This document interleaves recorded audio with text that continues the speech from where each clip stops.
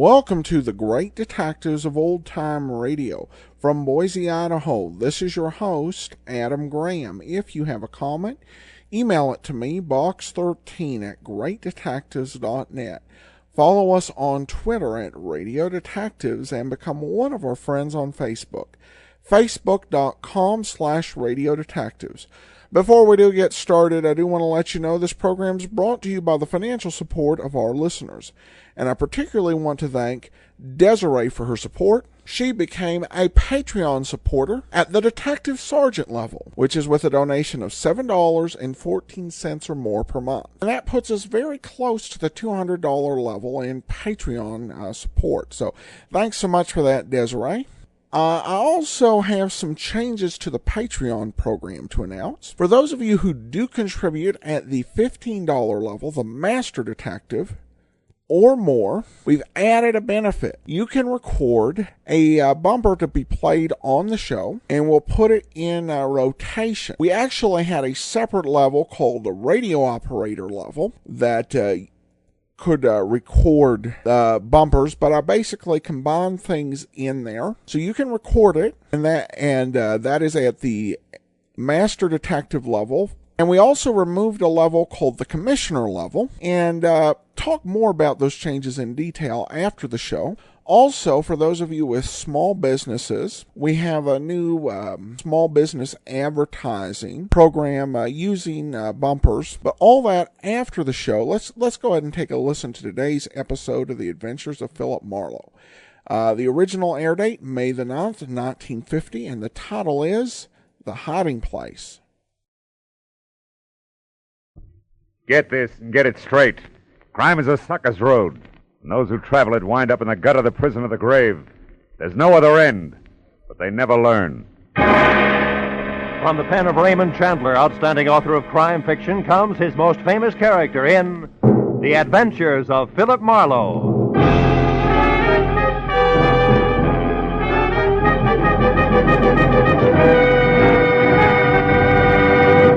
Now, with Gerald Moore, starred as Philip Marlowe, we bring you tonight's exciting story, The Hiding Place.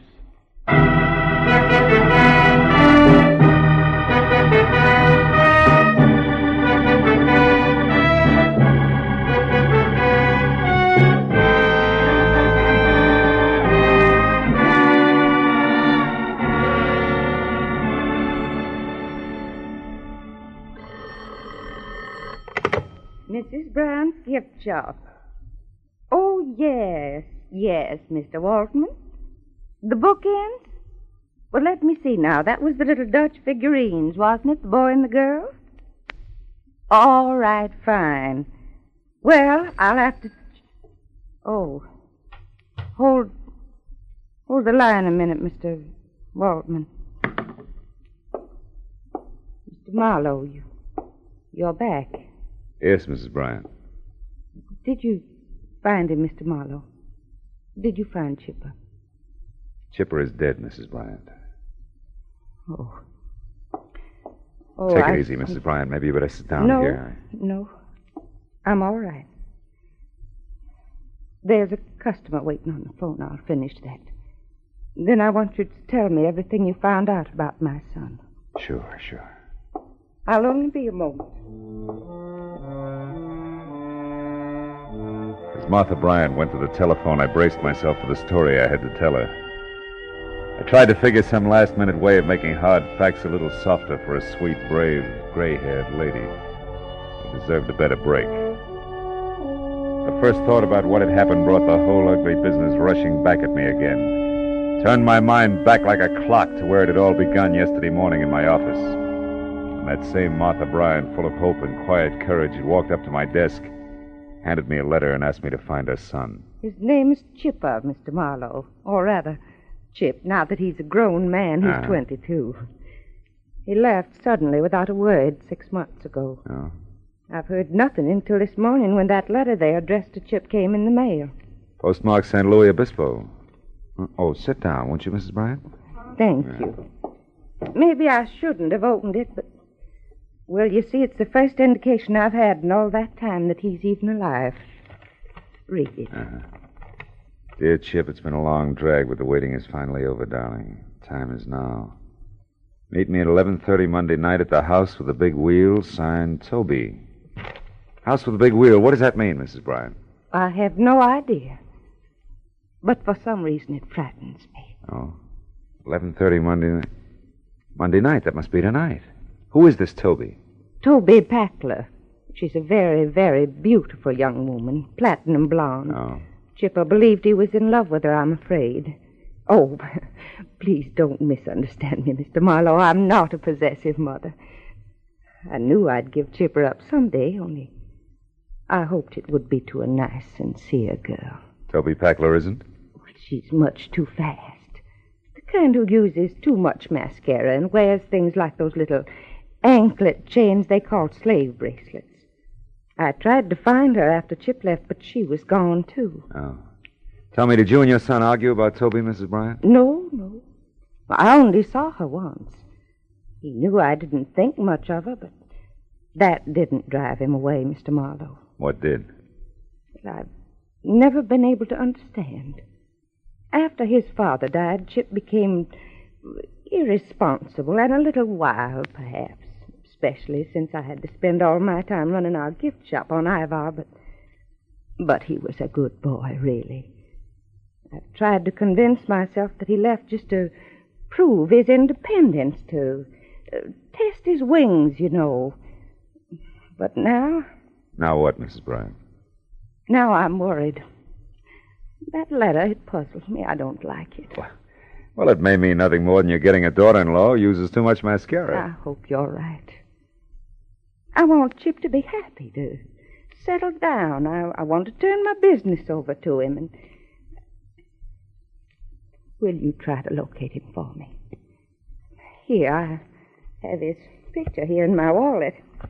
See? Say, Chip looks a lot like his mother, doesn't he? Yes. Please find out if my son is all right. Sure. I'll do my best.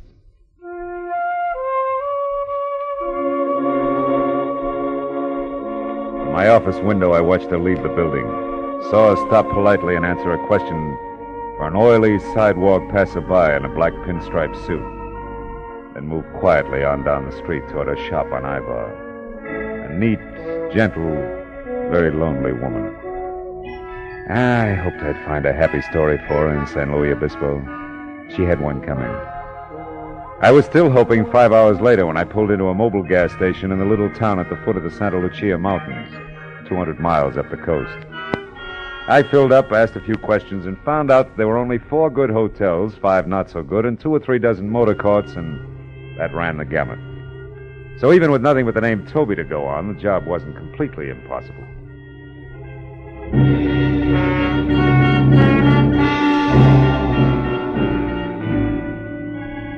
By the time I'd worked my way down into the motor carts, the sun was sneaking off between the rocky hills toward the ocean, and I was still collecting negative answers. Until I tried a mirrored neon combination bar, restaurant, and motel called Pinky's on the north edge of town. Sorry, mister. No Toby Packler registered here. Now, wait a minute. Are you sure? She's a lovely platinum blonde about... About what? Huh? Oh, never mind. Skip it, Pinky. Maybe this is better. When I glanced across the lobby at the bar, I caught a man watching me. He was the same oily character in a black pinstripe suit that I'd seen stop Mrs. Bryant on the street outside my office back in L.A. He ducked away, and I beat it into a bar. Just in time to see him slip out a side door. So I followed him. Outside, a gravel path wormed through a grove of dejected pepper trees, wound up in a lonely walled patio, and when I got there, Oily was out of sight. The reason was simple. The nose of his gun in my back said he was behind me. Don't move, Marlowe. Well, name and all. Yeah, sure. I've been tailing you every inch of the way since old Lady Bryant went to see you this morning. What's the connection, Oily? Exactly 6 long months of watching and waiting. For what? For a move you 2 skunks would have to make some time. And from the way you've been working, you don't know enough to do yourself any good or me any harm. So take some advice. Go back to L.A. Leave it alone. Leave what alone? That's none of your business, people. I'll take over from here. But just in case you run into Chip Bryant or Toby on your way out of town, tell them from me they're not cutting Lou Race out of his share of $110,000. I'm going to get it, one way or another. And so you won't forget, use this. Oh! For a reminder.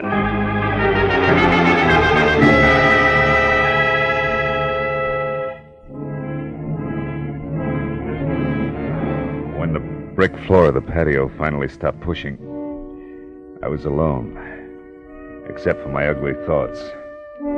I knew I was on the right track, but from the sound of things, Chip O'Brien was much less a mama's boy than his mama believed. I made sure Lou Race was nowhere around the motel.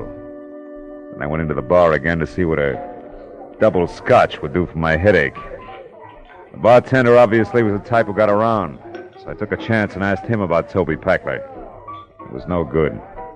When I described Toby as a beautiful platinum blonde, a girl sitting alone 2 stools down, a girl with a short, ragged, mouse-brown hair and extremely flat, misformed face, dropped her eyes and looked away.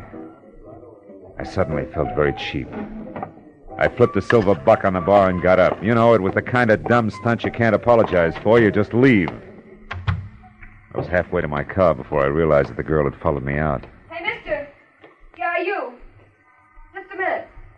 I turned and watched her come toward me.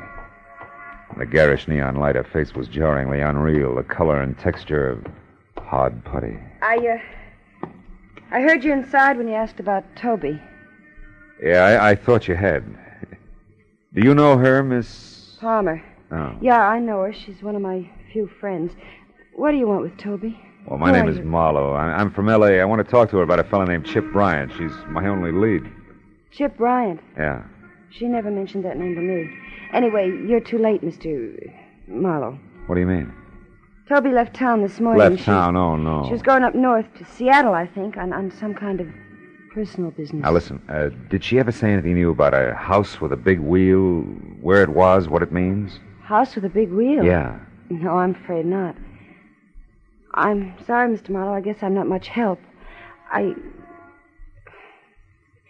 Well, good night. Thanks anyway. And good night, Miss... Palmer.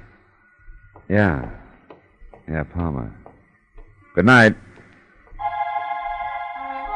As the girl walked back to the bar, the little gold chain I'd spotted around her ankle glinted in the brittle light. It was like an echo of a memory. A slave bracelet on her was as out of place as a morning glory in a bed of toadstools. But that gave me a crazy hunch that somehow in the last 6 months, a gorgeous blonde named Toby Packler had become a drab brown head with a flat, stiff face. So I didn't chase wild geese to Seattle. Instead, I got in my car and I waited. An hour went by and it was almost dark before she finally came out again, stepped down into a sleek new convertible and drove north out of town. I followed as she turned off a neglected side road, and for 8 miles twisted through jagged rocky hills toward the mountains.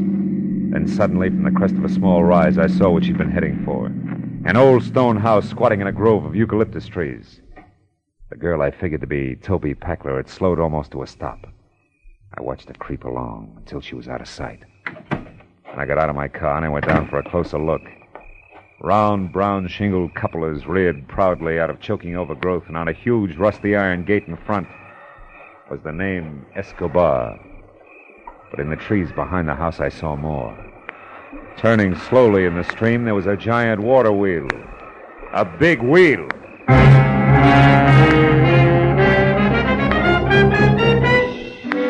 I drove fast back to town and stopped at the only place I could figure for a quick answer. The office of the San Luis Obispo Daily Eagle. The night editor was strictly old school, from green eyeshade to sleeve garters, but still very much on the ball. So, you want to see the issues of exactly 6 months ago, you say? Yeah. That'd be November, about the 8th, 9th, and 10th. Here, son. Help yourself. Thanks a lot. If I'm right, this ought to cinch it. Careful there. Don't rip those copies. Say, by the way, what story are you looking for? Oh, small something on a party named Toby Packler. It's not here. Wait a minute, maybe it'll be in... Yeah, sure, this is it on page 3. A woman identified as Toby Packler of Los Angeles suffered severe injuries to head and face today when the car she was driving skidded into a bridge abutment 2 miles north of here. So that's how come the face. Miss Packler's condition was announced as critical by Clark Emergency Hospital attendant. Huh? Is that all you wanted? That's enough. If that answers your question, young man, I'll put these copies away. Gotta be careful with... Wait a minute, that headline. Huh? What was that? Let's see that. Santa Barbara jewelry store robbed. Daring thieves escaped with gems valued at 110,000. 110 grand. Yeah, I remember that. 2 men and a woman. Got away clean, too. Never caught a one of them. Say, you don't mean there's a connection between these stories, do you? I don't know. Ask me again after I've checked in at the old Escobar place. Adam Escobar's place? Out in the hills? Oh, you're joking, son. What in the world could that crackpot possibly have to do with a jewel robbery and a car wreck 6 months ago? It beats me, but there's some tie-in. You can count on it. I think you're crazy. But if you're going out there, maybe you should be. Now, what's that supposed to mean? You'll have something in common with Adam. He's lived in his own private dream world for so long, he's forgotten what the real world's all about. Goodbye, son. I'll see you later. I hope.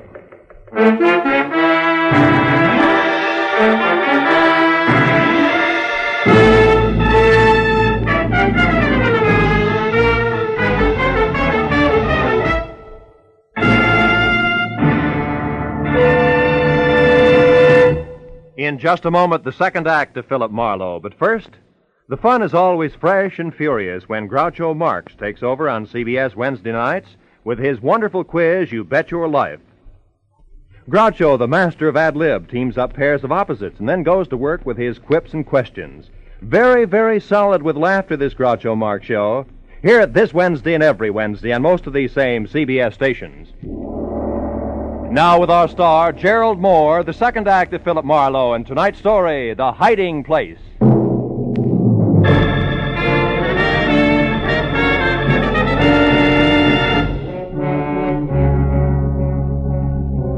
From the road, I had thought of Adam Escobar's place as just another 100-year country home. You know the kind, big, aloof, wrinkled, like an aging nobleman who had retired long ago with his memories.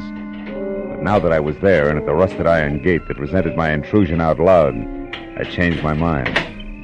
I saw now it had to be a degenerate nobleman. Also, the nobleman had to be flat broke. I saw it everywhere.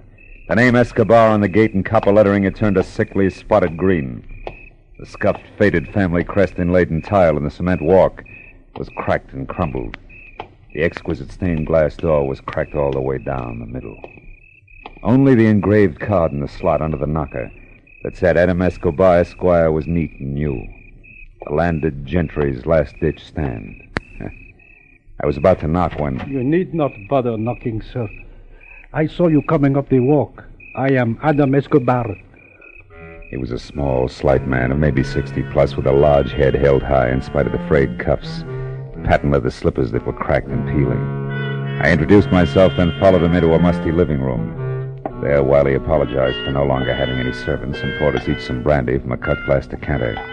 I told him all about my search for Chip Bryant, complete with Toby and Lou Race. Frankly, Mr. Marlowe, I am puzzled. Your drink, sir. Oh. Confused. What does all this have to do with me? Well, maybe nothing, Mr. Escobar, but the only guess around is that the jewels were hidden here on your property. The house with the big water wheel the night of the robbery 6 months ago. But why? For what reason, sir? The police? Oh, probably. Trio wouldn't want to be picked up with the stuff on him. Salud. Under yours, sir. Thank you. Then, Mr. Marlowe, soon after they did that, hid the jewels, I mean, the girl, the one with the injured face, had that accident. Those are the circumstances. Oh, more or less. And if I've added right, company's coming by 11:30. It's 10:30 now. It might be a good idea if you left the home grounds for a while. Me? Leave my own home because of some thieves, because of 3 common degenerates? Mr. Escobar, it's that or the police, and I'd rather not have them in it for a while. I still owe my client the slight benefit of the doubt that's left. You think I am afraid? Is that what you are trying to say? No, of course not. But I don't see why you should stick your neck out. These people have nothing to do with you. You are wrong, sir. Every honest man has something to do with every criminal. His duty. I know that now, Mr. Marlowe. If I had known it many years ago, I might still have both my wealth and my property intact. Well, okay. Who knows, when I come back, it may be... Come back? But where are you going, sir? Into town. I'd still like to catch up to Chip Bryant before the reunion. I don't think there's going to be the time or place for conversation. Conversation? With that Bryant hoodlum? About what sort? About a mother, Mr. Escobar. A nice old lady who doesn't deserve a kick in the teeth.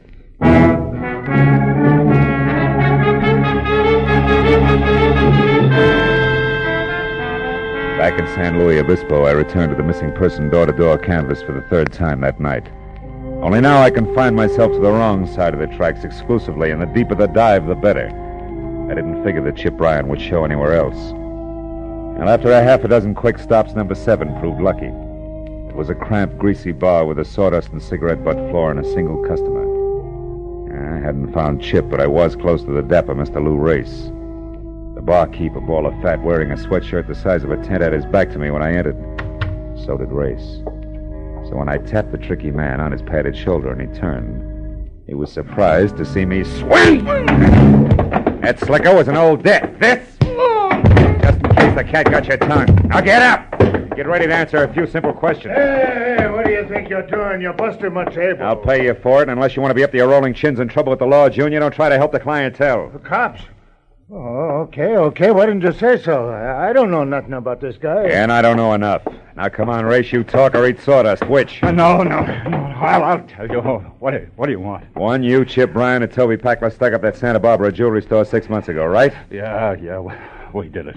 But they crossed me up. It was when the cops were coming and we split. Split, or you played hooray for Lou Race and ran without worrying about the others? What's the difference? The reason Toby and Chip Bryan won't tell you where they hid the jewels, that's a difference? Nuts. You're standing on one ear, peeper. Toby had a different reason for crossing me. Like what? Like her falling in love with that louse Bryant. The kid she baited into coming along with us. By flapping her baby blues, the kid who was supposed to drive the car, period. That's how she crossed me. Anything else? Yeah, the topper. Where's Bryan now? One of two places. Either with Toby Packler or without. Oh! Packler. Good night, sweetheart. By the time I made it to the door, the second company, Sam Spade, was across the street behind a parked car and streaking for an alley in the middle of the block. And just as I thought I was going to lose him, he came abreast of a dark doorway, and I saw it. An arm raised quickly, the glint of a knife blade. The arm dropped sharply.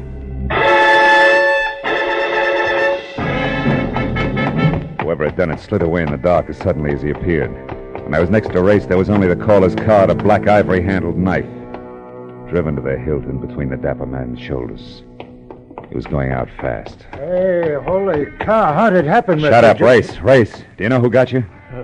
The knife. Yeah? Has it got a dark black eye? Black ivory handle, yeah. Why? What does it mean? Who's it belong to, Race? It's the kid. What kid? Bethel Lousy Chip Bryant. He's dead, huh? Yeah. And so are all the prayers of one Mrs. Martha Bryant. Huh? Who's she? Never mind.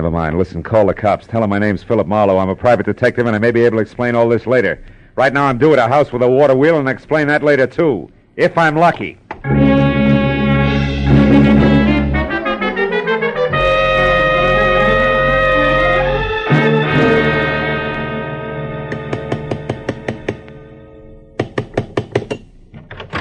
Oh, Mr. Marlowe, I'm glad you're here, sir.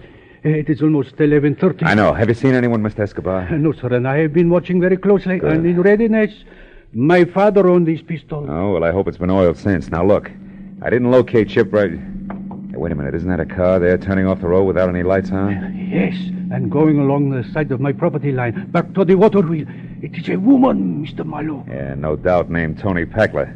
Now, look, you stay here, Mr. Escobar, and keep that blunderbuss ready. Don't forget Chip Bryant's due out here, too, and he's a killer. Keep your eyes open. We'll stand a better chance meeting him one at a time. I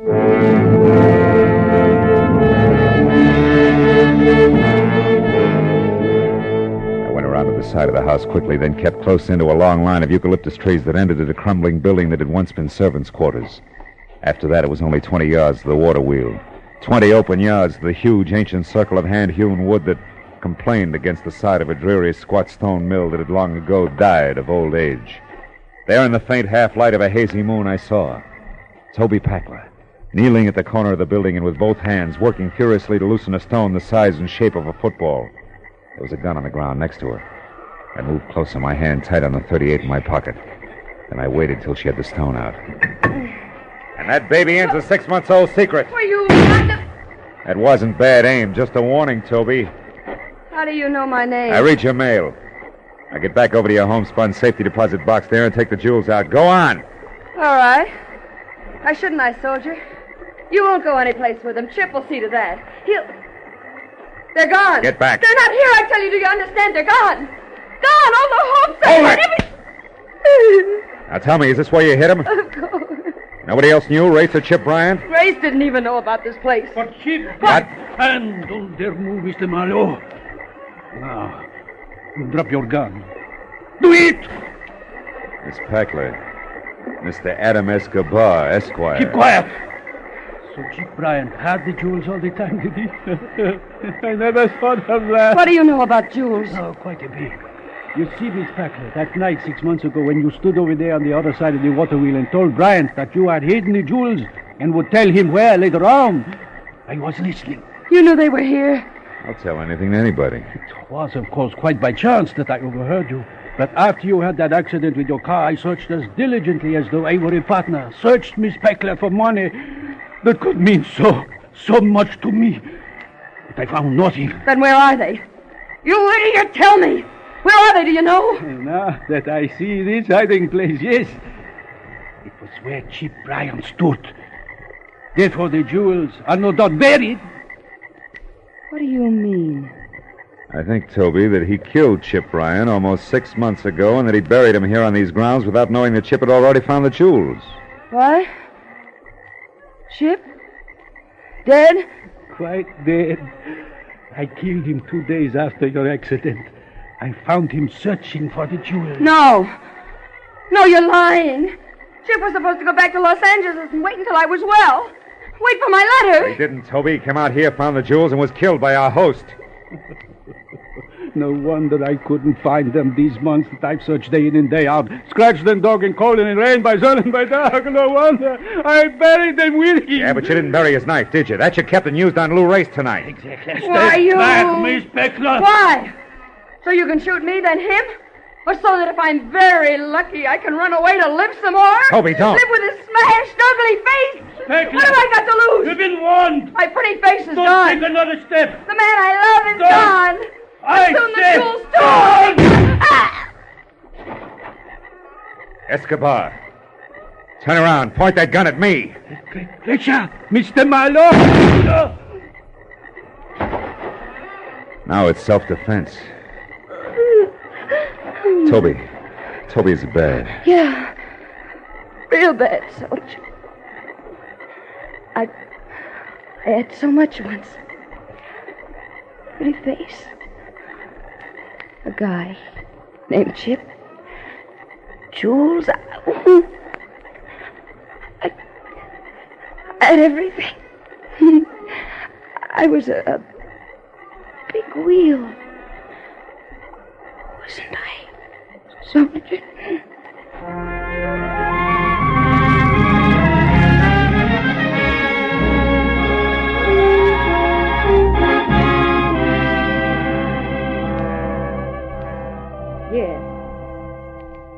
Yes, Mr. Altman, the bookends will be sent out to you this afternoon at the latest.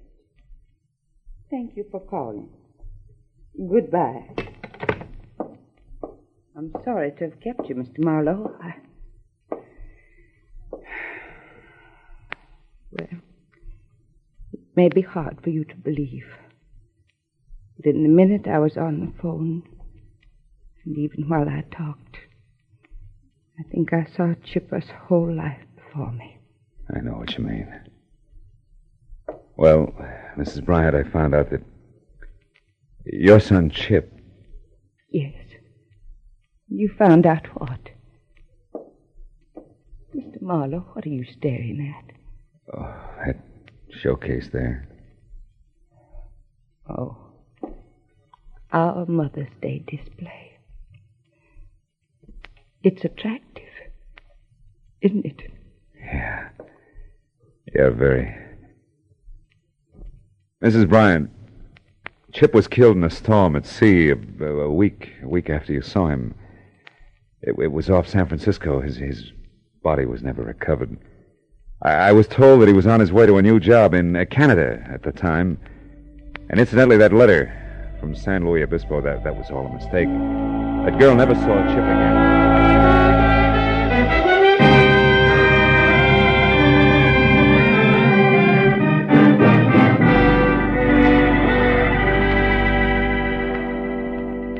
outside, I left my car where I'd parked it and walked through the busy city street. You know, it's a funny thing. Lies can cause more trouble in this world than almost anything else, they say. And at the same time, can sometimes bring the most happiness.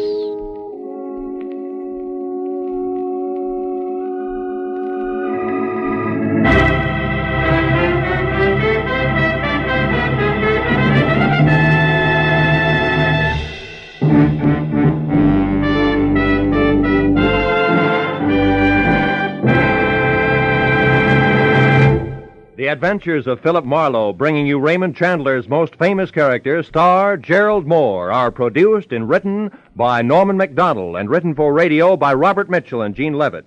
Featured in the cast were Virginia Gregg, Joan Banks, Herb Butterfield, Louis Jean Height, Bob Griffin, Howard McNear, and Lee Millar.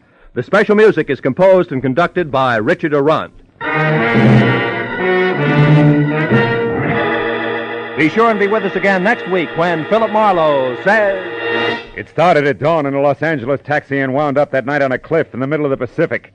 All because of a Dutchman with $50,000, a corpse in a lily pond, and an Oriental with a chauffeur who wanted a cloak made of nothing but feathers.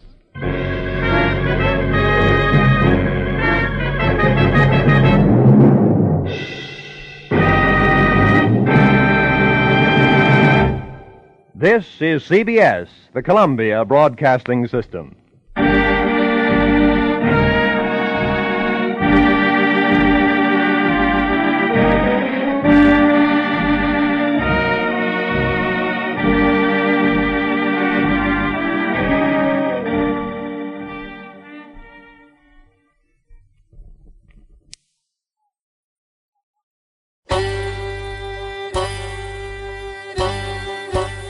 Hi, this is Andrew from OTRWesterns.com. I wanted to invite you to come take a look at our site. We stream live OTR Westerns 24 hours a day, 7 days a week, along with putting out podcasts of old-time radio westerns. Check us out at OTRWesterns.com. You're listening to The Great Detectives of Old-Time Radio with Adam Graham. Now let's get back into the show.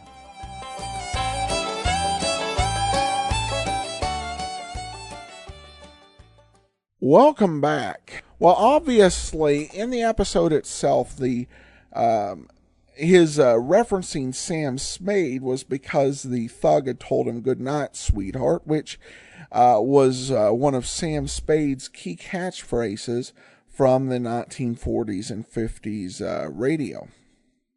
This was a really well done episode. There are a few radio programs that really, when they are written with that intent, a detective show that can really break your heart is Philip Marlowe. It's definitely a very well done but downbeat ending that ends with Marlowe very out of character, not telling the client the full story, but it's hard to blame him too much in this particular instance. Well, we turn now to listener comments and feedback, and we have a new review on iTunes from Lewis from Miami, who writes, "Thank you for posting these classic old-time radio programs for people like me to appreciate. I'm 27-year-old and listen to this podcast every day. I go to sleep to this podcast each night. I give it 10 out of 10. Well, thanks so much, Lewis, and I appreciate you listening out there. 27. I was just a little bit younger than that when I started podcasting, so I can definitely relate, and thanks so much for listening. All right, well, tomorrow, Nick Carter. Next Wednesday, another episode of Philip Marlowe. And be sure Monday, a new program, and Tuesday, a new program. We'll be leading off with Michael Shane and the Crime Files of Flamond. Now we're going to discuss changes to our Patreon program and also our new small business advertising program. If neither of these topics are of interest to you, then that's all. We'll see you tomorrow. For everyone else, when we started the Patreon program several months back, I believe we started mid-June, I based it on kind of combining elements from a couple other of shows whose Patreon pages I saw. And I came to reflect that The podcast that I'd used as a model weren't, in some ways, many of the rewards they used didn't work too well for our show. And so I did go ahead and I removed the commissioner reward. And I also removed the radio operator reward, which basically let people record a bumper that would be guaranteed to be used twice a month. And what I've done instead is I've added a feature to the Master Detective reward, which is at the $15 level, where you can record a bumper and it will be played no more than once a month. And I also thought that, in addition, over the years, a lot of people with small businesses have emailed me interested in advertising on the show. And I have really not had a program that would work for them. I've had programs in the past that were kind of based on some of the advertising contracts and experiences we had back when Great Detectives and the Old Time Dragnet show had sponsors way back in the day, 2009 and before. And that just doesn't work for small business budgets, so we rarely hear back on it. So I decided to just design a program for people who have small businesses, would like to reach our audience, which is 10,000 people plus on average per episode worldwide. And so I wanted something that would be affordable. And so we're going to start out, we'll see how successful this is, with bumper ads. Now these ads will air, just like what you heard today from Andrew, they'll air between the episode and my commentary. These won't be very involved, and they'll basically have the purpose of bringing people back to the show.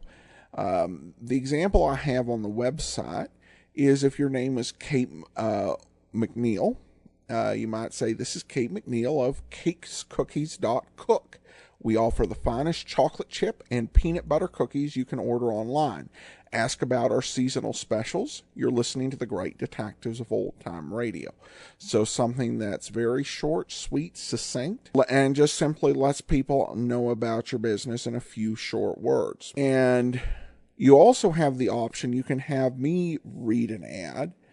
And I would say something such as, "Our commentary today is brought to you by cakescookies.cook. Check out their great chocolate chip or peanut butter cookies, and be sure to ask them about their seasonal specials. You're listening to the Great Detectives of Old Time Radio." So one of those two options are available to you. Now, if you are an advertiser interested in running one of these ads, what you need to know is that, one, all ads are subject to host approval, and any ads that are for anything that's not family friendly or for financial services will not be accepted. Or if it's just an advertiser I don't think would fit the show. But I'm fairly open as to what I will consider, as long as the company is in the business is reputable. It does require that you run the ad for at least 2 months, and your ad will air 4 times during the month, each time on a different program.